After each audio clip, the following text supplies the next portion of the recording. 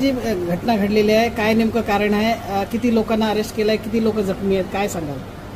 काल एक गुन्हा दाखल झाला होता संध्याकाळी, तर त्या अनुषंगानं पंचनाम्याला टीम गेली होती स्पॉटवर. तर फिर्यादी स्पॉट दाखवण्यासाठी ई साक्ष असल्यामुळे स्पॉट दाखवण्यासाठी फिर्यादी आला होता. तर त्याचबरोबर समोरचे हे अचानक इथं एकत्र आले, दोघांमध्ये वाद झाला. त्यामध्ये आरोपी पार्टीनं फायरिंग केलं. त्यामध्ये 2 लोकांना बुलेट इंजुरी झालेली आहे, स्टॅबिंग पण क्लेम झालेलं आहे, लाकडी दंडाने मारहाण झाली. तर लगेच 3 पोलिसांच्या रवाना झाल्या. तात्काळ सर्व आरोपी ताब्यात घेऊन त्यांना ठाणे आणण्यात आलेलं आहे. किती लोकांना अटक केलेली आहे आणि जे जखमी आहेत त्यांची काय प्रकृती कशी आहे? जखमी सर्व आउट ऑफ डेंजर आहेत, इंजुरी सिरियस आहेत, परंतु आउट ऑफ डेंजर आहेत सर्वजण. डॉक्टर मॉनिटर करत आहेत, ट्रीटमेंट सुरू आहे. आरोपी सर्व 7च्या 7 आरोपी अटक करण्यात आलेले आहेत आणि तपास पुढे सुरू आहे. किती राऊंड या ठिकाणी फायर करण्यात आलेले आहेत? 3 राऊंड फायर करण्यात आलेले आहेत.